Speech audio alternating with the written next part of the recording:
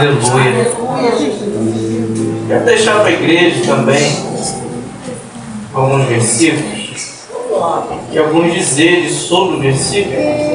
Glória a Deus. Sobre a carta aos Romanos, o capítulo 12, aleluia. Uma palavra muito conhecida,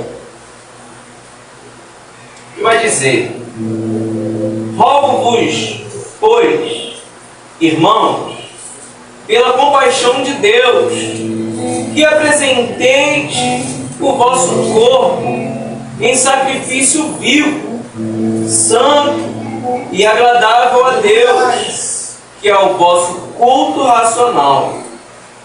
E não vos conformeis com este mundo, mas transformai-vos pela renovação do vosso entendimento, para que experimenteis qual seja a boa, agradável e perfeita vontade de Deus. Aleluia.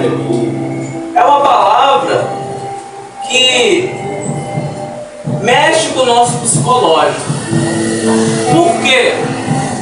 Porque essa palavra aqui, ela está nos concedendo, se a gente prestar atenção, ler e reler, a gente chega no entendimento que aqui há uma promessa.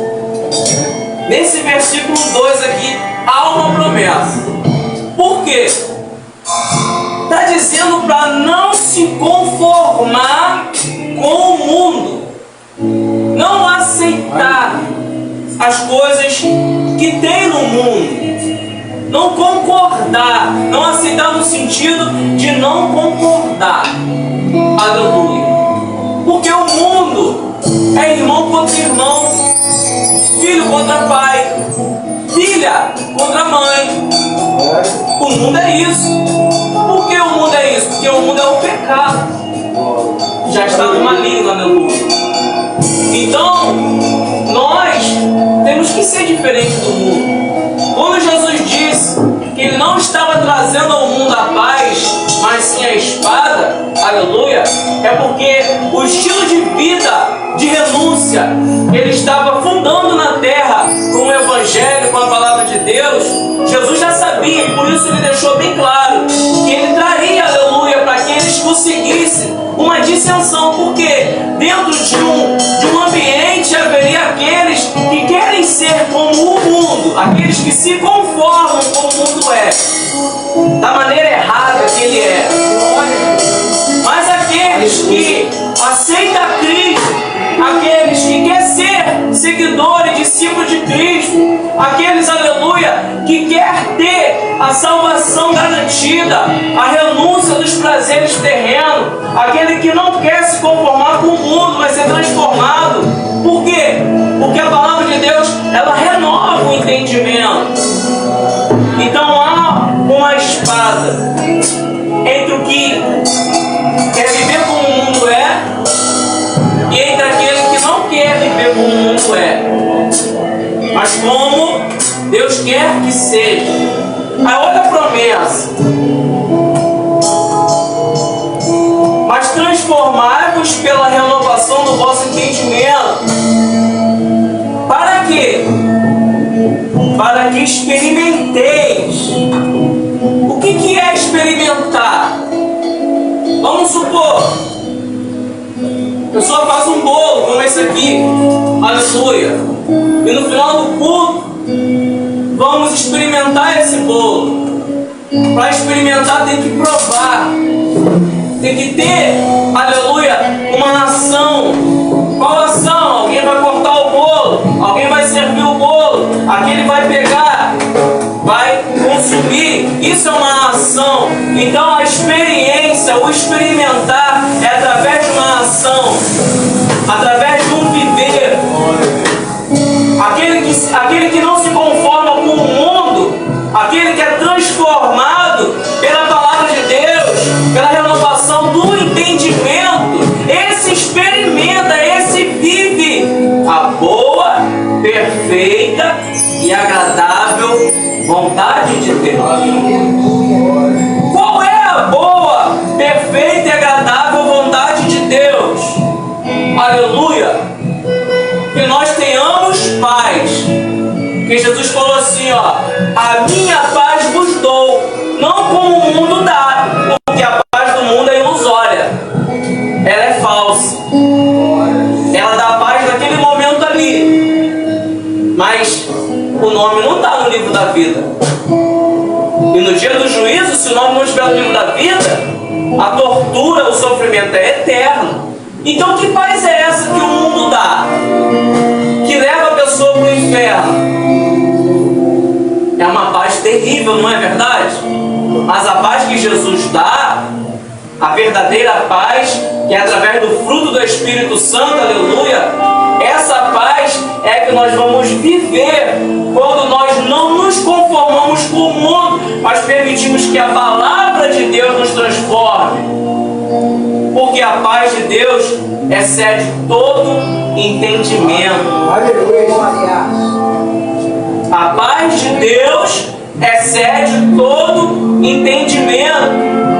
Eu, irmão Rafael, pastor Elton, presbítero Amauri, diácono Eduardo, qualquer pessoa aqui dentro, mesmo que esteja, aleluia, numa situação horrível, de retaliação espiritual, de luta, de opressão espiritual. Por que, irmão, eu estou falando isso, opressão espiritual? Porque aquele que não quer viver como o mundo é, o diabo, ele fica ali, ó, tentando oprimir de todas as formas para a pessoa sair da presença do Senhor. Mas se essa pessoa entende que só vai viver o sofrimento até onde Deus permite, porque Deus sabe o que nós suportamos, nós não sabemos. Na nossa mente nós pensamos assim: Senhor, até quando eu vou ficar vivendo isso? Senhor, passa logo de mim essa aflição, esse cálice. Porque nós não sabemos o que nós suportamos, mas Deus sabe. Então por isso que a gente continua ainda a sofrer até onde Ele deixa. Para finalizar, e logo após, gostaria de ouvir a diaconisa Rosângela fazendo aquilo que o Espírito Santo a conduziu. José, filho de Jacó, todo mundo conhece a história, que ele foi invejado pelos seus irmãos. E a inveja dos seus irmãos levou a uma conspiração em que, entre todos os irmãos, até o irmão mais velho, que deveria protegê-lo, né, se conformou, estamos falando de conformidade, de concordância, até ele concordou em conspirar, fazer o mal contra o seu irmão.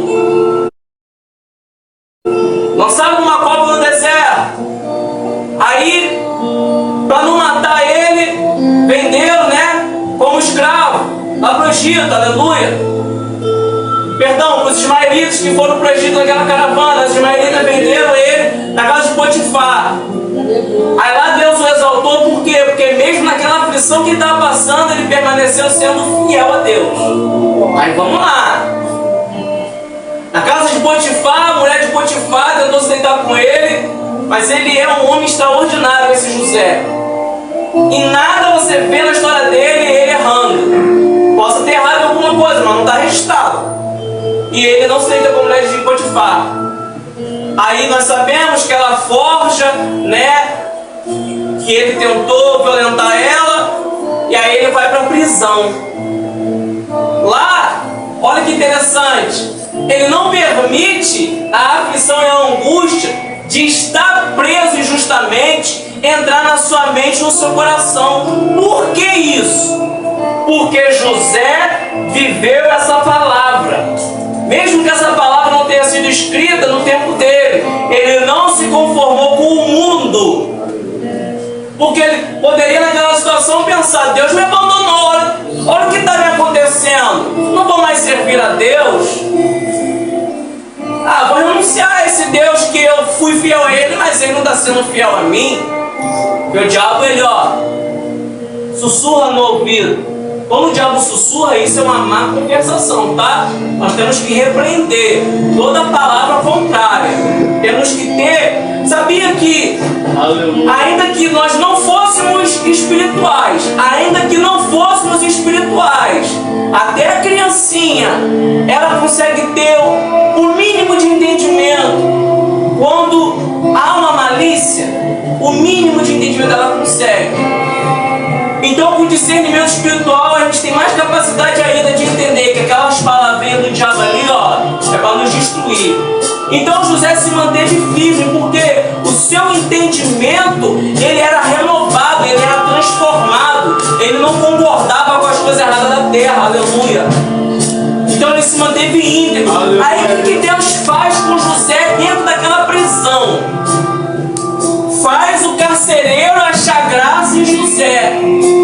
Deixou José, com tarefas que não tem como, né, na realidade, um prisioneiro fazer o que José estava fazendo. Mas a lógica de Deus é diferente da do mundo. Deus te exalta até no lugar que era para você ser humilhado, porque você está sendo fiel a Deus. E ali ele discerne, interpreta 2 sonhos, e o copeiro não se lembra dele. Ficou 2 anos esquecido na prisão. Em que momento a gente vai ler José murmurando porque estava esquecido na prisão? Em nenhum momento.